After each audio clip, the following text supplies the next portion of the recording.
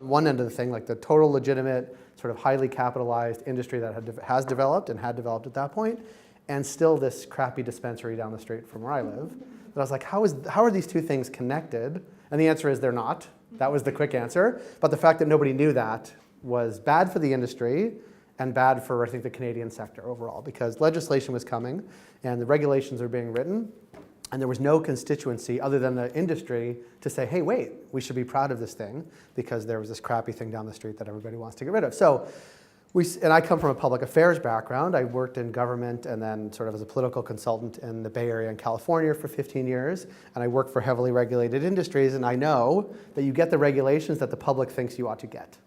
Right? So I worked for a big energy and natural gas utility, and if things were going well and they weren't, frankly, blowing up neighborhoods, it was like they'd get great regulations and they like hands-off approach from government. If they were doing a really bad job, they would get really onerous regulations, and the same could be applied here and has been applied here, frankly. That's why I said, like, how can we help tell this story so that it actually people are proud of this industry that's developing, they understand the sort of background around it, and they understand what's down the street from them is going to close, which is a big deal, and we can move forward from a thoughtful approach. We sort of carved out this real business-to-business lens, helping tell the story of the industry, which we think we've done successfully. And sort of what we do from the business of cannabis perspective is we have a publication that's called Papers, which we launched last week. We call it a rolling guide to the business of cannabis. You cannot help but the puns and the fun. But it was really well received, and we really wanted to focus, but our lens is not like, here's the cool products you're going to see, although that will come. It's really about the industry that's developed behind the scenes, and LPs are licensed producers that are driving the industry today.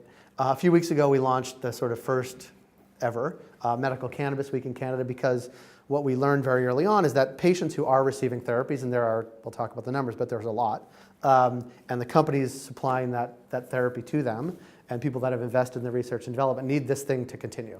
The patients, the practitioners, the companies need medical cannabis to continue, and it's really been the sort of sideline conversation to now, but we think it'll be something that Canada can actually lead on. It's going to be legal nationally. And this makes Canada the hub because people here can access the capital markets. So making an indoor grow, and everybody right now in Canada is growing the legal cannabis inside, to build a building, whether it's 10,000 square feet or 1 million square feet or more, you need tons and tons of capital. It's a really capital intensive buildup, and you need to access capital markets to raise that money to build that building. And the companies in the US that are doing the same thing can't access the capital markets unless they come here, because it has to be federal.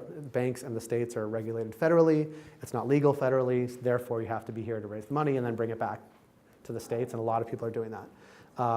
Which means that the lawyers in Toronto, frankly, the lawyers and the brokers and the finance people are just going gangbusters because they're just churning out companies going public, which is really good business, I'm told. I mean, it seems to be. They seem to be doing well, and they always pay for dinner. So that's really the important lens on this, and that the legitimate cannabis industry worldwide is actually centered like downtown Toronto. Not the growers, but certainly a lot of the thinkers and the money and the law. And it's actually shifted from BC in that respect, where BC, the culture is much more developed around cannabis, but the industry is much more developed in Toronto. But it was also part of Justin Trudeau's platform to make adult use recreational cannabis legal. But not because it's awesome or because it gets you high, but because there's a massive black market. The policies are not working to keep it out of kids' hands.